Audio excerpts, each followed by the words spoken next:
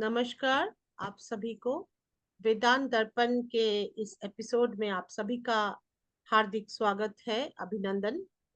हमें खेद है, क्षमा चाहते हैं कि कुछ एपिसोड्स छूट गया है इस क्रम में, लेकिन हम उसके क्रम को मिलाते हुए ही वेदांत दर्पण के जो भी टॉपिक्स हैं उस पर जो आलोचना होती है और हमारे स्पीकर ऋषि श्री गौतम चटर्जी सर जुड़ते हैं इसके साथ में, तो हमें पूरी कोशिश यही रहेगी कि बीच में अगर थोड़ा सा लय या छंद का परिवर्तन होता भी है, पर स्वर हम वही लें, उसी स्वर की फ्रीक्वेंसी श्रुतियों में हम रहने की कोशिश करेंगे जहां हम छोड़े थे। और ये पूर्ण विश्वास है कि जब हम इसके आगे की ओर चलेंगे, हम उसी ध्वनि और नाद का अनुभव करेंगे वेदांत दर्पण के एपिसोड में। ये भी ईश्वर की कृपा है कि किस प्रकार हम करते हैं, कोई प्लान करके नहीं होता है।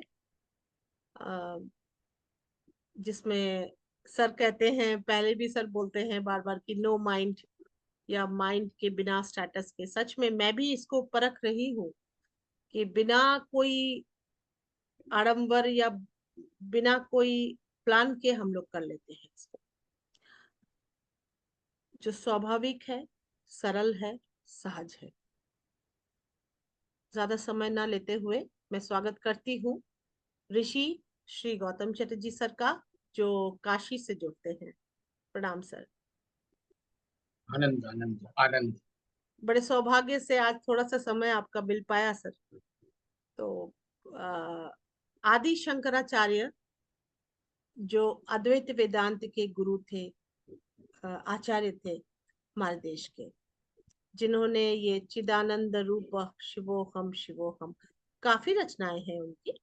ये निर्वाण अष्टकम षटकम, इसका वो है, वर्ष है, जिसमें वो कह रहे हैं कि न मे मृत्यु शंका न मे जाति भेद, पिता नैव मे नैव माता न जन्म, न बंधुर न मित्रं गुरु नैव शिष्य चिदानंद रूप शिवोहम शिवोहम।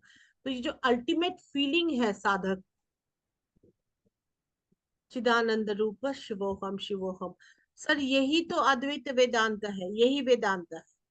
आपसे सुनना चाहेंगे, आपसे सुनना चाहेंगे सर। आदि शंकराचार्य देह में आए थे, एक शरीर धारण करके आए थे। दक्षिण भारत में उनकी जन्म हुई थी और इस महान भारत भूमि में ही वो जन्मे थे। पर सर आज आप ऋषि हैं, आपके द्वारा हम सुनने चाहते हैं कि आदि शंकराचार्य के क्या आइडियाज थे, दर्शन क्या था वेदांता के ऊपर में। मैं कुछ बोलूं या और कोई कुछ बोले और आप बोले, इसमें बहुत अंतर है सर। और द कोइंसिडेंस इज, या मैं वही कृपा ही बोलूंगी, कि आप उसी भूमि से हैं, उसी भूमि पर है जहां आदि शंकराचार्य ने इसकी रचना की थी। काशी भूमि, काशी में वो बहुत सारी रचना किए थे, वही वो उनका साधना स्थल, वो जगह था आदि शंकराचार्य का। आप कृपया बोले सर जी। तो संघमित्रा जी, आपका अभिनंदन। और शुरू में आपने कहा कि खेद है, बीच में थोड़ा व्यवधान या अवरोध हुआ। तो हमारे यहाँ तो भारतीय दृष्टि या वेदांत दृष्टि ये कहती है कि जो होता है अच्छे के लिए होता है। तो उसकी भाषा को हम लोग थोड़ा सुधार सकते हैं कि जो चीज हम लोग 5 साल बाद या 1 महीने बाद कहेंगे कि जो हुआ अच्छे के लिए हुआ, उसको क्यों ना अभी कहें कि जो हो रहा है वो अच्छा हो रहा बिल्कुल, है ना। बिल्कुल हम सर। लोग को बाद में यही कहना होता है कि जो हुआ अच्छे के लिए हुआ, मंगल के लिए हुआ। तो हर घटना को ही हम लोग कह सकते हैं कि ये अच्छा हो रहा है, अच्छे के लिए हो रहा है। तो हम्म। बीच में अगर अवरोध हुआ तो वो भी अच्छा हुआ, उसके लिए जी खेद प्रकट करने की जरूरत नहीं है। ठीक है। दूसरी जी, बात यह है, कह रहे हैं आप। क्योंकि बिल्कुल। ये जो है एक सामान्य रूप से एंटरटेनमेंट का चैनल नहीं है। अब नहीं। तक जो 90 एपिसोड में कहा गया है उसको उसका मन पर मनन किया जाए, आचरण में उतारा जाए, तब अगला एपिसोड होना चाहिए कायदे से। उस दृष्टि से भी नहीं हुआ है बीच में कोई व्यवधान या अवरोध। पहले उन्हीं को, जो हमारे देखने सुनने वाले हैं, उस पर मनन कर सकते हैं और कई वर्ष लग सकते हैं, है ना। अभी तो कुछ ही हफ्तों का अवरोध हुआ है, जो अवरोध नहीं है, जिसको हम लोग संस्कृत या बांग्ला में अंतराय बोलते हैं, हिंदी में अंतराल बोलते हैं। दूसरी बात है, जहां तक शंकराचार्य जी की बात हो रही थी, आपके मुंह से सुनना मुझे ज्यादा अच्छा लग रहा है। आप जब बोल रही थी तो बिल्कुल विभोर होकर के उसमें डूब के बोल रही थी, तो वो सुनना अच्छा लग रहा है। अगर आपका और भी कुछ मन कर रहा है कि शंकराचार्य जी पर कुछ बोले, या शंकराचार्य जी के किसी, जैसे अभी आपने निर्वाण शतकम से कुछ बोला, और यदि मन कर रहा है तो आप बोल सकते हैं, क्योंकि सुनना बहुत सुंदर चीज है, कान पवित्र हो जाता है। तो अभी आप बोल रहे थे तो अच्छा लग रहा था। अगर आपका भी मन में कुछ आ रहा है तो और भी आप बोल सकते हैं। जी जी सर, ये मैंने गाया था। मैं इतना ही बोलूंगी, मैं इसको गाई थी। इसका मैंने कंपोज, मेरे मन में ऐसे ही आया। ऐसे ही मैं इसमें बोल रही हूँ इस एपिसोड में कि जो चिदानंद रूप शिवोहम शिवोम, मैं साधुओं को गाते हुए या बोलते हुए सुनती हूँ। तो ये कई रागों में, कई स्वरों में गाया जा सकता है उसको, छंद में। बिकॉज वो मीटर में इस प्रकार से है कि वो अगर दादरा या कहरबा, मतलब माने 6 या 8 या 10, आप जिस छंद में डालना चाहें उसको आप डाल सकते हैं। Very very lyrical. एंड वो मीटर में एकदम, इतना साइंटिफिक वर्ड्स है संस्कृत में कि वो मीटर में एकदम बैठ जाएगा। चाहे साथ में बैठाएं तो वो भी उसमें बैठ जाएगा। आई मीन उसमें रूपक में या तीव्र में। तो ये है उसकी वो मतलब खासियत। और मेरे साथ जो हुआ था 2021 में, जब मैं ये शिवरात्रि के पहले, मैंने कुछ दिन पहले इसको लेके बैठी थी, मेरी अनुभव बताऊं। और मैंने इसको पढ़ी, और वो, और जब मैं इसको रिसाइट करना शुरू की और गाने समझ, मैंने उसके माने समझी और वो उसको उपलब्धि की, मैंने अनुभव किया, तो मेरे पास भैरव आया, भैरव राग। और उस पर मैं गा दी उसको। And it was so like it was something very wonderful. और उसके साथ मैं छंदों के साथ में उसको गाया मैंने, और उसको रिकॉर्ड किया, ऑडियो किया उसका स्टूडियो में बकायदा म्यूजिक के साथ में। और भैरव राग फिर उस पूरा उसको मैंने गा दिया। बड़ा आनंद था जिसमें, अगर वही बात है कि व्यूज और कमेंट्स, लकीली बोलूं तो उसमें बहुत सारे, मेरी जो यूट्यूब है उसमें वाणीश्री पूजा में सबसे ज्यादा इस पर निर्वाण षटकम पे व्यूज है। ये मैं ऐसे बता दूं एज अ डेटा। और शिवलिंग पर दूध चढ़ाते हुए, जल चढ़ाते हुए गा रही हूँ, या उसको वीडियो शूटिंग हुई थी, ये अनुभव है। पर somehow I was like enchanted with it। and मैं इतना ही कह सकती हूँ सर, ज्यादा कुछ नहीं कह सकती। और भैरव के ऊपर में इसको मैंने गाया था। और इसकी जो है कि ना मेरे पिता है, ना मेरे बंधु हैं, ना मेरे मित्र है, ना कहीं घ्राण है, ना कुछ है, ना कोई सखा है, like no duality. But when I am alone, when the soul is alone, उसमें होता क्या है? उसमें यही होता है कि वो शिव हो जाते हैं, वो शिव के साथ में विलीन हो जाते हैं, वो ही शिव हो जाते हैं। तो ये उपलब्धि आदि शंकराचार्य को हुई थी। और जब ये हुई थी तभी उन्होंने उसको रचना की। अब इतने साल बाद बहुतों ने गाया, बहुतों ने अपने जैसे उसको संवारा। मेरे पास जैसे आया सर, मैंने वैसे गाया उसको भैरव में। तो मेरी तो यही उपलब्धि है, मैं कुछ नहीं और ज्यादा कह सकती इसके ऊपर। आपका हृदय अगर कर रहा है तो आप अभी गा भी सकती हैं एक दो लाइन। सर मैं मैं तो इसको मैं कभी गाऊंगी, ऐसी कोई बात नहीं है। हम सुनना चाहते हैं सर कि आदि शंकराचार्य, मैं इसलिए, I am keen to know about कि ये जो काशी है, मैं तो शरीर में सर कहीं और हूँ, देश की राजधानी में हूँ, लेकिन आप काशी में हैं, उसी मिट्टी में है जहां पे इन्होंने इसकी रचना की थी। तो पता नहीं वो कितना सीक्रेट होगा। ये जान करके मैंने ये आज के एपिसोड इसीलिए कि you share your views about Kashi and that place, कि वहां क्या। आपने काशी शैविज्म पर भी सर आप पुस्तक रचना किए हैं। ये मैं बता दूं कि काशी शैविज्म पर सर एक पुस्तक वो कर रहे हैं, वो बाद में आएगा वो। उसमें काशी की महिमा और ये सब है। उसमें मुझे लगता है आदि शंकराचार्य का भी आपने एपिसोड रखा है sir. I hope so, because वो वहां के साधक थे। तो ये जो काशी है वहां की जो महिमा है, कहाँ, मतलब इट्स लाइक बन जाना, बन जाना। तो आप कहें। और मेरी जहां तक गाना है सर, वो यूट्यूब वाणीश्री पूजा है, उसमें अगर कोई पूजा स्पेलिंग POOJA है, उसमें वाणिश्री पूजा में कोई देखे तो वो चिदानंद रूप शिवोहम शिवम वो है, उस वो है उसमें भैरव पे मैंने गाया था। तो इस प्रकार है। देखिए, आदि शंकराचार्य या आद्य शंकराचार्य, तब तो संस्कृत का ही जमाना था, हिंदी नहीं हुआ था, इसलिए उसको आद्य कहते हैं। जो आज के युवक हैं उनके लिए बता दे रहे हैं कि वो आद्य शंकराचार्य को ही हम लोग आदि शंकराचार्य कह रहे हैं आज। आद्य यानी का कई शंकराचार्य। हाँ, आद्य का आद्य, आद्य माने आद्य। जो आरंभ। अच्छा। हाँ, तो आ उनका द नाम हो य गया है संयुक्त, य संयुक्त। आधा दैव्य। हाँ, तो ओके। इससे दिया बनता है। जी। तो ये हम लोग के लिए कई चीजें, संधि, स्वर, विसर्ग, व्यंजन, ये सब बताया गया है ना। तो जैसे ई है, ऊ है, तो जब भी दो स्वरों को हम लोग जल्दी, व्याकरण, जो व्याकरण लोग हुए हैं, व्याकरण के आचार्य, उन लोगों को पता था कि आदमी जल्दी जल्दी बोलना चाहता है, तो उसको बोला गया जे ई और ऊ जल्दी जल्दी बोलो, तो वो यू बोला, तो उससे यू बन गया। उसी तरह से आदि का जो हर्ष ई है, आदि, तो उससे आद्य बना है, यह बना है जल्दी, फिर ये स्वर संधि है।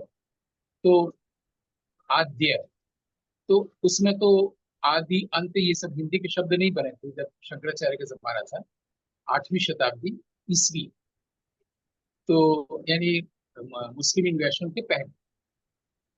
तो आद्य शंकराचार्य, अब उनका नाम आद्य शंकराचार्य जिन लोग बोलते हैं, जन्मदिन मना रहे हैं, और हम, मैं और आप मिलकर तो सेलिब्रेट ही कर रहे हैं, क्योंकि जब आपने बोलना शुरू किया तभी आप इनके प्रभाव में सुंदर दिखने लगे, माने शोभायमान हो गया। क्योंकि मैं बोलता हूँ ना कि लक्ष्मी का मतलब धन कहीं नहीं लिखा है हमारे साहित्य में, दर्शन में। लक्ष्मी का मतलब होता है शोभा। तो वो शोभा आपके चेहरे पर दिखने लगी जैसे ही आपके मुंह से आया आद्य शंकराचार्य, तो अच्छा लगा, इसलिए मुझे लगा कि आपको सुना। और ये आद्य शंकराचार्य, उनका नाम आज बोला जाता है आदि शंकराचार्य या आद्य शंकराचार्य।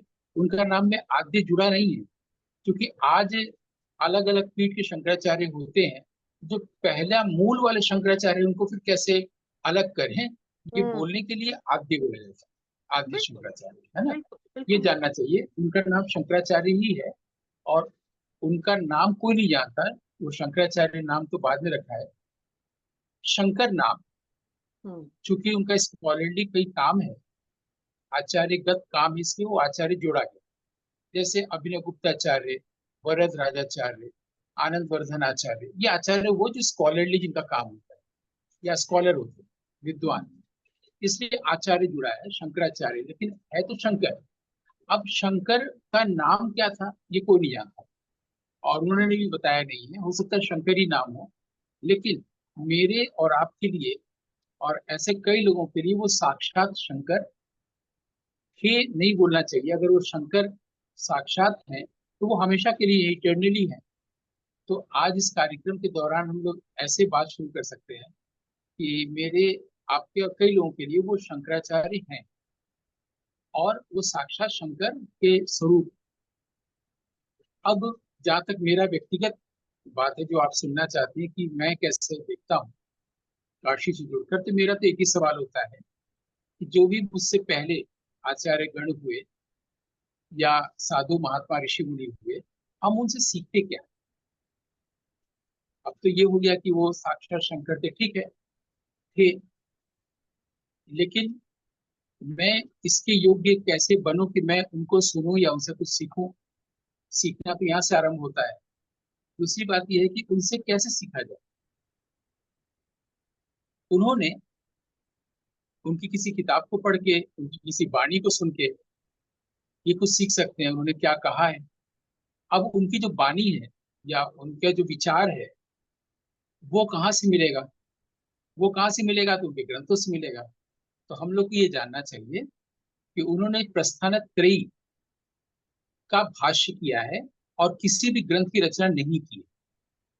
मतलब जैसे अभिनव गुप्त ने आनंद वर्धन के ध्वन्यालोक का भरत नाट्य शास्त्र की कमेंट्री की है, वैसे ही उन्होंने प्रस्थान त्रयी की कमेंट्री की है। मूल रूप से किसी ग्रंथ की रचना नहीं की। अब प्रस्थान त्रयी क्या है, ये हम लोग कई बार दोहरा चुके हैं कि ब्रह्मसूत्र है, उपनिषद है, गीता है। इसको तीन प्रस्थान कहा गया है, इसे प्रस्थान त्रयी कहा है। उन्होंने इन तीनों की, यानी गीता का भाष्य किया है, ब्रह्मसूत्र का भाष्य किया है और उपनिषदों का भाष्य किया है। अब कितने उपनिषदों का किया है? तो उन्होंने 11 उपनिषदों का किया है। 11 उपनिषदों का जो भाष्य किया है, ये हम लोग के पास ग्रंथ के रूप में मौलिक रूप से उपलब्ध है। ठीक। इसके अलावा जितने भी और ग्रंथों का हम लोग नाम लेते हैं, जैसे एक प्रकरण ग्रंथ है विवेक चूड़ामणि। हाँ, वो प्रस्थान ग्रंथ नहीं है, वो प्रकरण ग्रंथ है।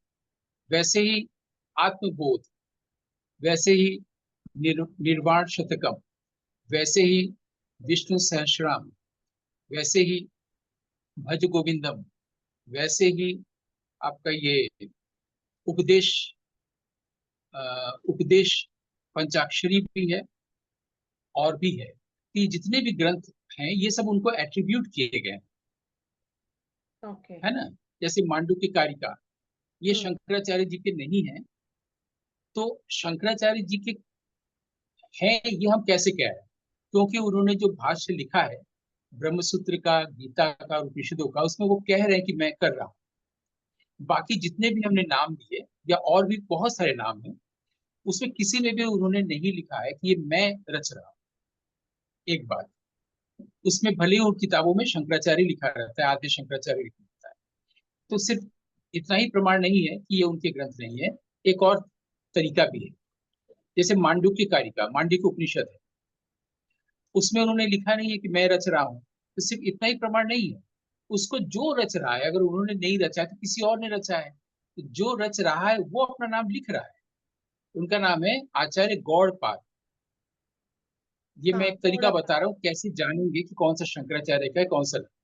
तो जी। गौड़पाद ने मांडुक्य कारिका की उपनिषद में, मांडुक्य उपनिषद जो है, और गौड़पाद जो थे वो शंकराचार्य के गुरु थे, आचार्य शंकराचार्य के गुरु थे, 8वीं शताब्दी ईस्वी में। तो जब कोई बता रहा है कि ये मेरी रचना है, तो जाहिर है कि शंकराचार्य की नहीं है। इस तरह से हम हर ग्रंथों के बारे में जान सकते हैं और फिर ये जानेंगे कि ये सारे ग्रंथ उनको एट्रीब्यूट किए गए, उनको उत्सर्ग किया गया, निवेदन किया गया है। लेकिन उन्होंने अपनी ओर से कोई मौलिक ग्रंथ नहीं रचा है। अगर मुझे कोई मौलिक ग्रंथ मिला है काशी में, तो वह है प्रपंच सारतंत्र। प्रपंच सारतंत्र, जिसका अभी तक किसी भी भाषा में अनुवाद नहीं हुआ, संस्कृत में। और ऐसे भी बहुत सारे विद्वान मिल जाते हैं जो विद्वान नहीं है, तथाकथित विद्वान, जो काशी के सड़कों पर घुमा करते हैं और सभाओं में मंच पर कुछ भी बोल दिया करते हैं, जो कि नहीं बोलना चाहिए, क्योंकि इसका दूसरे लोग उसे सच मान लेते हैं।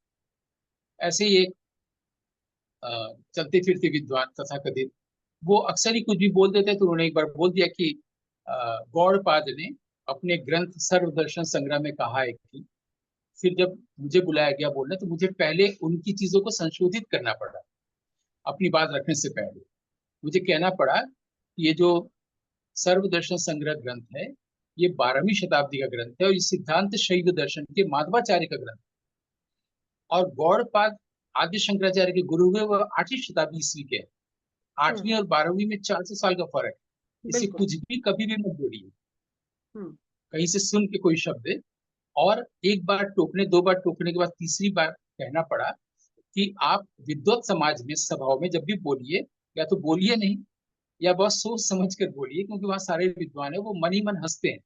और जंगल में भी जाके मत बोलिए ऐसे, चिड़िया उड़िया भी हंसेंगे क्योंकि आप गलत बोल रहे हैं, झूठ बोल रहे हैं। इसलिए सबसे अच्छा तरीका है एंथोलॉजिकल अप्रोच और अप्रोच फ्रॉम द विजडम। तो इस कार्यक्रम को जो लोग सुन रहे हैं वो भी नए सिरे से जानेंगे कि शंकराचार्य ने अपनी ओर से मौलिक ग्रंथ कुछ नहीं लिखा है। जो ग्रंथ रचना की गई है, प्रपंच सारतंत्र, इसको पढ़ा ही नहीं गया है, न संस्कृत में न किसी और भाषा में। और और जो ग्रंथ मिलते हैं जिसको हम लोग संस्कृत या हिंदी या इंग्लिश में पढ़ते हैं, जैसे हमने बताया विवेक चूड़ामणि या आत्मबोध या निर्वाण शतकम, या उसमें से 8 लेके भी बनाया गया निर्वाण अष्टकम, वो उनको निवेदित किया गया है, उनकी रचना ने। अब मेरा तो व्यक्तिगत चीज यही रहता है कि मैं शंकराचार्य से क्या सीखूं। तो उनका कोई ग्रंथ ही नहीं है। उनका जो ग्रंथ है वो है उपनिषदों का भाष्य, वो है ब्रह्मसूत्र का भाष्य, ये है। और गीता का भाष्य। अब अगला स्टेप ये होता है कि गीता में जब बात कही गई है, हम उसको डायरेक्ट क्यों न ले, भाष्य क्यों ले? भाष्य की जरूरत क्या है? जैसा कि हम पहले भी बता चुके हैं कि हमारे यहाँ कमेंट्री सिर्फ एक नहीं होता, हमारे यहाँ 8 प्रकार की कमेंट्री होती है। ये भी कई बार बता चुके हैं कि राजशेखर ने काव्य मीमांसा में बताया है। हमारे यहाँ भाष्य होता है, टीका होता है, वृत्ति होती है ना, समीक्षा होती है, विवृति बिल्कुल होती है, विमर्शनी बिल्कुल होती है, बहुत 8 बिल्कुल रूप है उसके। बिल्कुल सर। तो इन्होंने भाष्य किया। भाष्य और वृत्ति में ये फर्क है, भाष्य में आप किसी चीज को एक्सप्लेन करते हैं और साथ ही में संशय भी करते हैं, प्रश्न भी उठाते हैं। टीका में, अगर आप रामचरितमानस की टीका पढ़ी तो उसमें सिर्फ एक्सप्लेनेशन है। वृत्ति में एक्सप्लेनेशन ज्यादा है, ये जानना चाहिए। तो उन्होंने जो ब्रह्मसूत्र का भाष्य किया है या गीता का भाष्य किया है, एक्सप्लेन किया है सिर्फ ना, उन लोगों के लिए जो डायरेक्ट गीता को नहीं समझ सकते। हम्म। जैसे मान लीजिए कि मेरी बड़ी वाली दीदी थी, वो फिलोसॉफी से एमए करती थी, उनके पास 2 गीता थी, कोर्स में था। बाद में मेरे पास देखा कि 2 गीता आ गई, उनकी शादी हो गई, तो एक गीता का सिर्फ हिंदी किया गया था, संस्कृत और उसका हिंदी, और एक था शंकर भाष्य। हम्म। तो मैंने शंकर भाष्य अपने एक फुफेरे भाई हैं, उनको दिया, मुझसे बड़े हैं, आप पढ़िए और इसको मैं पढ़ता हूँ। तो उन्होंने कहा कि गौतम ये बहुत कठिन है। तो मैंने वो दूसरा वाला दिया जिसमें खाली अर्थ दिया है हिंदी में। बोला हाँ ये ठीक है। और मुझे शंकर भाष्य अच्छा लगा, उसमें इंटेलेक्चुअल डिस्कोर्सेज है ना, बिल्कुल। कॉन्टेम्पलेट करने के लिए बहुत जगह है। और गीता का शंकर भाष्य, तो ये भी जानना चाहिए कि जब शंकर नाम है तो शंकर भाष्य क्यों कहते हैं, वो व्याकरण की दृष्टि से कहते हैं। व्याकरण को हमारे यहाँ भाषा या संस्कृत का मुख कहा गया है, प्रवेश द्वार, वो जानना चाहिए। तो तद्धित के अण प्रत्यय से वो शंकर से शांकर। अब मैं शंकराचार्य की कमेंट्री क्यों पढ़ूं? कृष्ण जब अर्जुन को गीता में उपदेश दे रहे हैं, मैं डायरेक्ट ले सकता हूँ। तो शंकराचार्य से हम क्या सीखते हैं, ये आज का विषय है। इस तरह से मैंने विषय बनाया टू दी पॉइंट कि हम शंकराचार्य से क्या सीखते हैं। शंकर शंकर एज एन आचार्य, हम सिर्फ उनका उनकी कमेंट्री पाते हैं, एक्सप्लेनेशन पाते हैं, भाष्य। और जो प्रश्न संशय उठाया गया है वो किसी शिष्य द्वारा नहीं उठाया गया होता है, जो उसको एक्सप्लेन कर रहा होता है वही उठाता है। उसको लगता है ये पॉइंट लोगों को समझ में नहीं आएगा तो और एक्सप्लेन करता है, इसलिए वो भाष्य बनता है। बिल्कुल। तो जिनके लिए वो कठिन है गीता डायरेक्ट पढ़ पाना, वो कमेंट्री पढ़ेंगे। तो हम शंकर से ये सीख सकते हैं कि किसी बात को एक्सप्लेन कैसे करें आचार्य के रूप में। और अगर हम आचार्य वाला पक्ष हटा दें, उनका स्कॉलरली वर्क हटा दें, तो सिर्फ शंकर बसते हैं, तो सीधे शिव है, शंकर है ना। तो जी। शंकर से हम संवाद करके कुछ नहीं सीख सकते हैं, हम वो शंकर अवस्था में आ सकते हैं। तो काशी में होने का मतलब है कि हम स्टेट ऑफ माइंड में आए, शंकर कॉन्शियसनेस में आए। क्लियर है ना? जी हम बिल्कुल। आचार्य के रूप में उनसे कुछ नहीं सीख सकते हैं। अगर हम डायरेक्ट कुछ सीखना चाहें तो हम उनकी कमेंट्री को पढ़ के गीता को समझ सकते हैं, हम उनकी कमेंट्री को पढ़ के ब्रह्मसूत्र को समझ सकते हैं, हम उनकी कमेंट्री को पढ़ के ऐत्रेय उपनिषद को समझ सकते हैं, बृहदारण्यक उपनिषद को समझ सकते हैं, क्योंकि वो कमेंट्री कर रहे हैं। वो ऐत्रेय उपनिषद नहीं रच रहे हैं, वो ब्रह्मसूत्र नहीं रच रहे हैं, वो गीता नहीं रच रहे हैं, और उन्होंने इसके अलावा कुछ लिखा ही नहीं है। हाँ। तो वो उन्होंने मठों की स्थापना की है काशी पूरे भारतवर्ष में। हाँ, और 4 मठों की की। 4 मठों की, बिल्कुल। और उन्होंने गौड़पाद से शिष्यत्व लिया, और उन्होंने इन इन ग्रंथों का भाष्य किया, कमेंट्री किया। उन्होंने अपनी ओर से कोई भी वचन नहीं बोला जिस पर आज हम लोग बात करें और सीखें, जैसे कि अब तक मैंने क्लियर किया। लेकिन सीखने का खाली यही मतलब नहीं होता कि कोई कोई वचन बोले, वाणी बोले, किताब लिखे और तभी हम सीखे। जैसे रामकृष्ण परमहंस या कबीर ने तो कोई ग्रंथ ही नहीं लिखा, नहीं, इसका मतलब हम लोग कुछ नहीं सीख सकते, नहीं। उन्होंने एक जीवन महापुरुष जिया। से हर पल सीख सकते हैं। शंकराचार्य या आद्य शंकराचार्य या शंकर खली कहें, महापुरुष शंकर, ऋषि शंकर या शंकर स्वयं शिव, उनसे यही सीख सकते हैं कि हम कैसे शिव की दशा में आए, हम कैसे शंकर कॉन्शियसनेस को अटेन करें। बस ये सिखा सकता है। अगर आपको लॉजिकल लगता है तो फिर ठीक है, रैशनल अगर लगता है तो। क्योंकि मैं जो जिन तत्वों के आधार पर यहाँ तक आया वो मुझे ऐसा दिखता है। अब शंकर कॉन्शियसनेस कैसे आए, है ना? तो श्रम के लिए हमारे यहाँ निष्पत्ति और वो बताया जाता है कि ये इसकी निष्पत्ति कैसे की गई है व्याकरण में। उसमें निष्पत्ति में बताया जाता है, कोई शब्द है, उसमें शुरू में उपसर्ग क्या है, किस धातु से बना है, किस प्रत्यय से बना है, इसको कहते हैं निष्पत्ति। और व्युत्पत्ति का मतलब होता है इसका रूट मीनिंग क्या है। तो शंकर किसी का नाम नहीं होता, शंकर की व्युत्पत्ति हमारे यहाँ बताई गई है। शम करोति इति शंकर। जो हमारे जितने भी आवेग हैं, माइंड के जितने भी थॉट्स, उनका जब शमन जो करता है वो शंकर कॉन्शियसनेस है। ठीक है। अब ये किस चीज का शमन करे? क्रोध का, ईर्ष्या का, घृणा का, यानी जितने भी हमारी मनोवृत्तियां हैं, जितने भी हमारे विकार हैं, उनका जो शमन करता है वही शंकर है। यानी अगर हम भी करें तो हम भी शंकर हो सकते हैं, हम भी शंकर कॉन्शियसनेस हो सकते हैं। जैसे कि बुद्ध तो कभी एक ही नहीं होगा, सिद्धार्थ गौतम प्रत्येक बुद्ध है। दुनिया में कोई भी बोध प्राप्त कर सकता है, और यही वो चाहते भी हैं। जो गौतम सिद्धार्थ वाले बुद्ध हैं, वो तो ये नहीं कहते मैं बुद्ध और तुम लोग सब मूर्ख रहो, ऐसा तो नहीं है। तो जैसे बुद्धत्व की संभावना सब में है, इस चीज को प्रत्येक बुद्ध या बोधिसत्व कहा गया है, ऐसे शंकर जो शंकराचार्य हैं उसकी संभावना हम सब में है। और यही वो कहना चाहते हैं, इसलिए अपना नाम नहीं बताते, वो शंकर रखते हैं। और शंकर का मतलब होता है जो शमन कर चुका है अपने इन सब आवेगों का, या एक लाइन में माइंड का, मन का। अब यहाँ पर फिर लोगों को ये लग सकता है कि हम घूम फिर के वही बात करेंगे, नो माइंड और ये। ऐसा नहीं है। अगर आप सोचते हैं, थॉटफुल माइंड है आपका, रहे, माइंड ही थिंक करता है, लेकिन उसको कंट्रोल करने की कोशिश तो कभी मत करिए। बस आप इतना देख सकते हैं कि ये जो मैं डर रहा हूं, मैं डर नहीं रहा हूं, माइंड डर रहा है। जी, मैं परेशान हो रहा हूं, मैं परेशान नहीं हो रहा, माइंड परेशान हो रहा है ना? मैं नहीं सोच रहा हूँ, माइंड सोच रहा है, सोचने दीजिए। सोचने को कोई कंट्रोल मत करने जाइए। जैसे ही आप देखेंगे कि माइंड सोच रहा है, माइंड परेशान हो रहा है, माइंड डर रहा है, माइंड लालची हो रहा है, माइंड ये सब श्रृंगार, प्रेम, सेक्स आदि आदि सोच रहा है, माइंड गुस्सा कर रहा है, तो आप तो माइंड से अलग हो गए ना। मैं नहीं कर रहा हूँ, माइंड कर रहा है। बिल्कुल बिल्कुल बिल्कुल। वैराग्य यही है। ये बात, यही यही मेन पॉइंट, एक्चुअली यही कहना है, यही इसी स्तर पर। जी सर। तो बात को यही पूरा करते हैं कि वैराग्य और कुछ नहीं होता है। जब आप देखते हैं कि माइंड ऐसा कर रहा है, मैं नहीं कर रहा हूं, मैं भयभीत हूँ, माइंड भयभीत हो रहा है, आप माइंड से जब अलग होते हैं तो आप पहले से ही विराग में आ गए हैं, राग दोष से अलग आ रहे हैं। यही वैराग्य है। संसार से वैराग्य लेने की जरूरत नहीं है, जगत से वैराग्य की जरूरत नहीं है। क्योंकि आप, मैंने कहा है ना कि मन दुर्निग्रह कहा गया गीता में। तो मन को कंट्रोल कैसे करें? नहीं कर सकते, मन इतना चंचल है। लेकिन अभ्यास और वैराग्य से मन को कंट्रोल किया जा सकता है। तो जैसे ही आप देख रहे हैं कि मन भयभीत हो रहा है, मैं नहीं, तो ये वैराग्य आ गया तुरंत। और यही आप बार बार करेंगे तो अभ्यास हो गया। अभ्यास और वैराग्य से ये आपके योग सूत्र में कहा गया है कि आप मन को अपने कंट्रोल में कर सकते हैं, फिर मन आपका सेवक है। तो हम शंकराचार्य से ये सीखते हैं, शंकर से ये सीखते हैं कि हम शमन करेंगे इन विकृतियों का, और हम भी शंकर होंगे। और शंकर स्टेट ऑफ माइंड में या शंकर कॉन्शियसनेस में हम प्रवेश कर जाएंगे। ये हमारा प्रस्थान है, यानी आदि शंकराचार्य हम लोगों के लिए प्रस्थान है। जैसे उन्होंने प्रस्थानत्रयी का भाष्य दिया, ये भी एक तरह से हम एक्सप्लेन कर रहे हैं।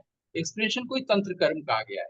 जो प्रपंच सार तंत्र हम लोग अगर पढ़ना चाहें तो संस्कृत में है, उस पर भी लोगों का ध्यान जाना चाहिए, उसको ट्रांसलेट करें। लोगों ने नहीं किया है, सब काम हम ही गौतम चैटर्जी क्यों करें, लेकिन वो भी हमने सोच रखा है कभी अगर होगा, शंकराचार्य चाहेंगे तो करा देंगे। लेकिन आज की इस अंक में हम लोग यहीं पर विराम लेना चाहेंगे कि शंकराचार्य, शंकर का मतलब होता है जब हम मन की विकृतियों को शमन में लाते हैं। अब मन हम लोग का सेवक होता है, हम मन के अनुसार नहीं चलते। और हर वक्त अगर ये सिर्फ देखे कि ये हम नहीं डर रहे हैं, मन डर रहा है, तो पहली बात है कि हम निर्भय होंगे, सारी परेशानी तुरंत खत्म होगी। हम उसको कंट्रोल करने के लिए माइंड को, मन को, योग प्राणायाम ध्यान आदि भी कुछ नहीं करेंगे। बस ये ध्यान रखेंगे, ये ध्यान देंगे कि हम नहीं डर रहे हैं, मन डर रहा है। हम नहीं सोच रहे हैं, मन सोच रहा है। हम परेशान नहीं हो रहे, मन परेशान हो रहा है। आप में तुरंत वैराग्य ही आएगा, और वो वैराग्य ही आपका आनंद होगा। और फिर हम सब लोग आदि शंकराचार्य। जी बिल्कुल सर, बिल्कुल बिल्कुल। बस समय समाप्त हो जा रहा है। बहुत ही लाभदायक और बहुत कॉम्पैक्ट वे में आपको, आपने एकदम उस समय के भीतर इसको मैंने बता दिया है कि आदि शंकराचार्य का, दरअसल आज उनका जन्म तिथि है। जिस दिन आज हम इस एपिसोड को बना रहे हैं, कई मठों में, कई स्थानों में हमारे इससे देश। अच्छा सेलिब्रेशन क्या होगा बिल्कुल बिल्कुल कि सर, हम ये लोग वेदांत की दृष्टि से विजडम पर चर्चा की। एब्सोल्युटली। तो मुझे लगा कि हम किसी व्यक्ति के ऊपर में या व्यक्तित्व के ऊपर में आज तक 91 एपिसोड्स में वेदांत दर्पण में नहीं किए हैं, और वो जाता नहीं है इसके साथ में, वो रेलेवेंट भी नहीं है। It is of ideas and philosophy what we are discussing. तो उसके साथ में व्यक्तित्व किसी नाम गुण निर्गुण होना होता है वो। पर मुझे लगा, न जाने क्या ठाकुर की इच्छा थी वो, कि आज इस तिथि में आज हम उनका स्मरण करें और ऐसे व्यक्तित्व और का। आप ये जानते हैं, एक लाइन जोड़ दें कि हिस्टोरिकल आदि शंकराचार्य जो है, उनका डिटेल तो किताबों में मिल जाएगा, गूगल में मिल जाएगा। जी जी। फिर इस अंक की सार्थकता नहीं रह जाएगी, सिग्निफिकेंस ऑफ दिस एपिसोड, पर सर आप जो अगर हम कुछ बोले सीख हैं, के नहीं लौटते हैं। हाँ आप जो बोले हैं बार बार इसको, that's hammering, that's actually hammering for like alarming people, जिसके द्वारा हम ये काम कर रहे हैं। ये जो ड्राइव है हमारा, ये इटसेल्फ स्पीक्स कि आदि शंकराचार्य का जो ये जन्म तिथि है उसके ऊपर जो हम लोग बोल रहे हैं, और आपने कैसे शंकर को व्याख्या किया, क्या बोला आपने, तो ये इटसेल्फ इट्स दर्पण, वेदांत दर्पण। बस मैं इसको समाप्त करूंगी, इसकी विराम दूंगी इस पर। बस वही पहले की 3-4 लाइन बोलना चाहूंगी इसकी, कि मनोबुद्धि अहंकार चित्तानि नाहम, न च स्रोत जिह्वे न च घ्राण नेत्रे, न च व्योम भूमिर न तेजो न वायु चिदानंद रूप शिवोहम शिवोहम। तो हम यही प्रार्थना करते हैं, यही प्रयास करते हैं कि ऐसे ही भारत भूमि में आ, ये दर्शन आए और हम लोग इसको प्रैक्टिस करें। जो हमें मिला है बाय बर्थ, इसको हम लोग बाय बून हम लोग को प्राप्त हुआ है, इस चीज को हम ना भूल करके। और जब तक सर आप लोग जैसे ऋषि लोगों का सहयोग होता है, हम लोगों को प्रेरणा मिलती है उससे।